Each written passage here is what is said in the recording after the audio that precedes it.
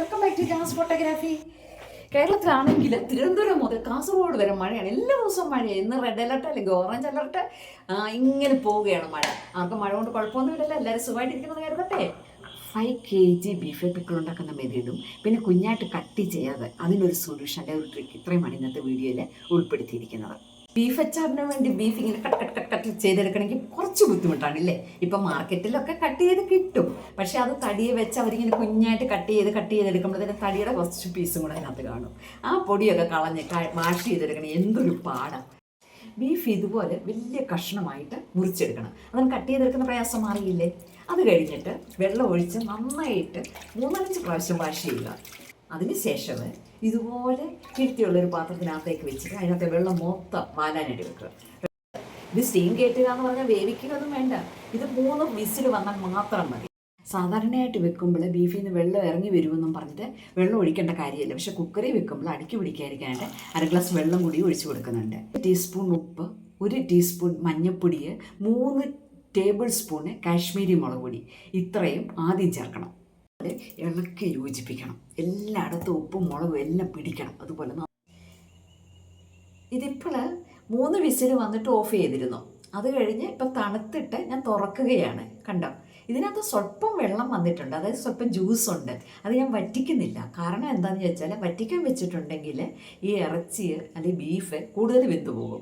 പക്ഷേ ഈ ജ്യൂസ് ഉണ്ടല്ലോ, അതിനകത്തേക്ക് സ്വല്പം കുരുമുളക് പൊടിയും ഇട്ട് ഉപ്പ് വേണമെങ്കിൽ ഇട്ടാൽ മതി. പട്ടയും ഗ്രാമ്പും എല്ലാം കൂടി എടുത്തിട്ടുണ്ടെങ്കിലില്ലയോ ഈ ബീഫിൻ്റെ സൂപ്പ് എന്ന് പറഞ്ഞാൽ സൂപ്പറായിരിക്കും. അതിനകത്ത് സ്വല്പം ഗീയോ ബട്ടറോ എന്തെങ്കിലും കൂടി ഇട്ടിട്ടുണ്ടെങ്കിൽ ദവായി കപ്പലിടും. അത്രയ്ക്കും ടേസ്റ്റാണ്. ട്രൈ ചെയ്ത് നോക്കണേ. നമ്മൾ ബീഫ് വലിയ പീസായിട്ടല്ലേ മുറിച്ച് വെച്ചിരുന്നത്. ഇനി ഇതുപോലെ ഓരോ പീസും എടുത്തിട്ട് അത് കട്ട് ചെയ്തെടുക്കണം. ഇത് കട്ട് ചെയ്യുന്നതിന് ഒരു മെത്തേഡുണ്ട്.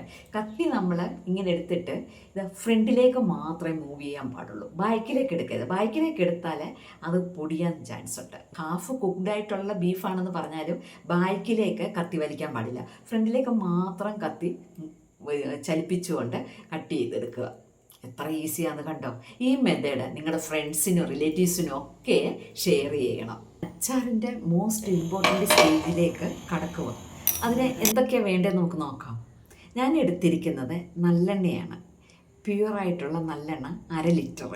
ഇത് കടുകെണ്ണ വേണേലും ഉണ്ടാക്കാം, പക്ഷേ കേരളത്തിലെല്ലാവരും നല്ലെണ്ണയാണ് ഏറ്റവും കൂടുതൽ യൂസ് ചെയ്യുന്നത്. അതുകൊണ്ടാണ് ഞാനും നല്ലെണ്ണ തന്നെ യൂസ് ചെയ്യുന്നത്. തവയിലേക്ക് ആദ്യം ഞാൻ 400 ഗ്രാമേ ഒഴിക്കുന്നുള്ളൂ. 100 ഗ്രാം ഇവിടെ ഞാൻ പ്രിസർവ് ചെയ്ത് വെക്കുകയാണ്. അതും വീണ്ടും ഒഴിക്കേണ്ടി വരും, എന്നാലും ആദ്യം 400 ഗ്രാമാണ് ഒഴിച്ചു കൊടുക്കുന്നത്.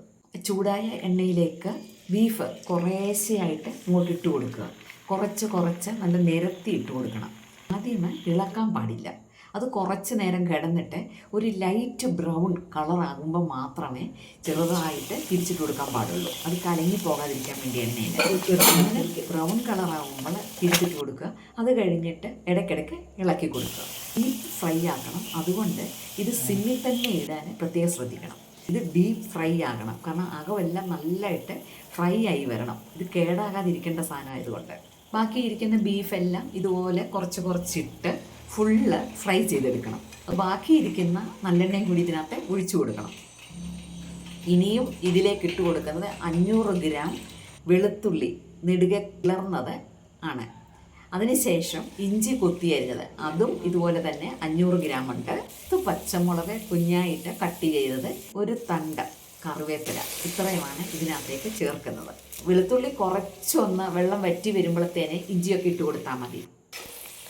ഇതെല്ലാം ഇതുപോലെ ഈ കളറിൽ ഇതുപോലെ ബ്രൗൺ ആയതിന് ശേഷം നമ്മൾ ഫ്ലെയിം ഓഫ് ചെയ്യുക.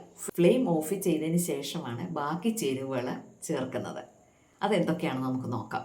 എരിവുള്ള ചില്ലി പൗഡർ, അത് ഞാൻ 1 കപ്പേ എടുത്തിട്ടുള്ളൂ. 1 കപ്പ് ചില്ലി പൗഡർ എരിവുള്ളത്, അത് 4 ടേബിൾ സ്പൂണാണ്. കാശ്മീരി മുളക് പൊടിയാണ്, അത് 3 കപ്പ് എടുത്തിട്ടുണ്ട്. ഓരോ കപ്പിലും 4 ടേബിൾ സ്പൂൺ വീതമുണ്ട്. അതായത് 12 ടേബിൾ സ്പൂണ് കാശ്മീരി മുളക് പൊടി എടുത്തിട്ടുണ്ട്.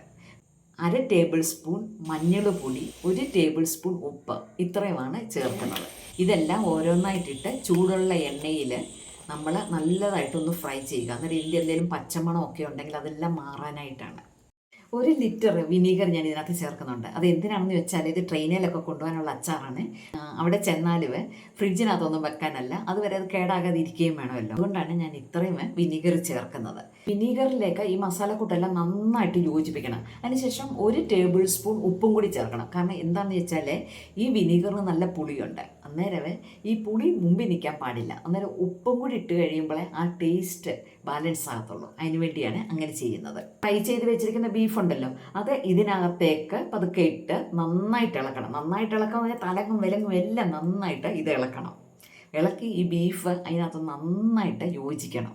അന്നേരം വിനീഗർ കുറച്ചിങ്ങനെ ലൂസായിട്ട് കിടക്കും. അതൊന്നും പേടിക്കണ്ട.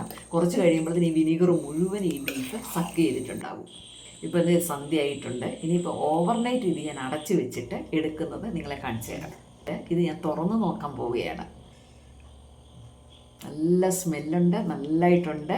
ഇനിയിപ്പോൾ ഞാൻ ഒന്നും പറയുന്നില്ല. ഇതുപോലെ നിങ്ങൾ ഉണ്ടാക്കി നോക്കിയിട്ട് നിങ്ങളുടെ ഫീഡ്ബാക്ക് എന്താണെന്ന് വെച്ചാൽ എനിക്ക് കമൻറ്റ് ബോക്സിലൊന്നും ഇടുമല്ലോ. അച്ചാറുകൾ എപ്പോഴും ഗ്ലാസിൻ്റെ ഭരണികളിൽ എടുക്കുന്നത് നല്ലത്. കാരണം അതിനകത്ത് നമ്മൾ ധാരാളം വിനീഗറും ഉപ്പും ഒക്കെ ചേർക്കുന്ന, അന്നേരം ഗ്ലാസിൻ്റെ ഭരണിയിൽ എപ്പോഴും സ്റ്റോർ ചെയ്യുന്നതാണ് നല്ലത്, നമ്മുടെ ഹെൽത്തിന് നല്ലത്. ഇപ്പം ഞാനിത് പ്ലാസ്റ്റിക്കിനകത്ത് എടുത്ത് എന്താണെന്ന് ചോദിച്ചാൽ ഇത് യാത്ര പോകാനുള്ള അച്ചാറാണ്. അന്നേരം വെയിറ്റ് കുറഞ്ഞിരിക്കാൻ വേണ്ടി എടുത്തത്. എന്നിട്ട് വീട്ടിൽ യൂസ് ചെയ്യാനുള്ളത് ഞാൻ ഗ്ലാസിൻ്റെ ചെറിയ ബോട്ടിലുകളിലാണ് എടുത്തിരിക്കുന്നത്. അത് ഞാൻ ഫ്രിഡ്ജിൽ തന്നെ വെച്ച് യൂസ് ചെയ്യത്തുള്ളൂ. കേരളത്തിലെ ഹ്യൂമിഡിറ്റി കൂടുതലാണ്. അത് കാരണം എന്ത് സാധനം നമ്മൾ ഉണ്ടാക്കി കുറച്ച് ദിവസം വെച്ചിരുന്നാലേ അത് കേടായി പോകും. അതിൻ്റെ മുകളിൽ ഇങ്ങനെ പൂപ്പൽ വരും. അന്നേരം അത് അവോയ്ഡ് ചെയ്യാനായിട്ട് നമുക്ക് ഫാസ്റ്റസ്റ്റ് ആയിട്ടുള്ള മെത്തേഡ് എന്താണെന്ന് ചോദിച്ചാൽ ഫ്രിഡ്ജിലോട്ട് എടുത്ത് വെക്കുക. അതല്ലാന്നുണ്ടെങ്കിൽ നല്ലെണ്ണ തുണിയിൽ മുക്കിയിട്ട് അതിൻ്റെ മേലെ ഇങ്ങനെ ഇട്ട് വെച്ചിരുന്നാൽ മതി. എൻ്റെ ചാനൽ സബ്സ്ക്രൈബ് ചെയ്യാതെയാണ് കാണുന്നതെന്നുണ്ടെങ്കിൽ ഒന്ന് സബ്സ്ക്രൈബ് ചെയ്ത് സപ്പോർട്ട് ചെയ്യണേ. Thank you for watching my channel. Jai Hind.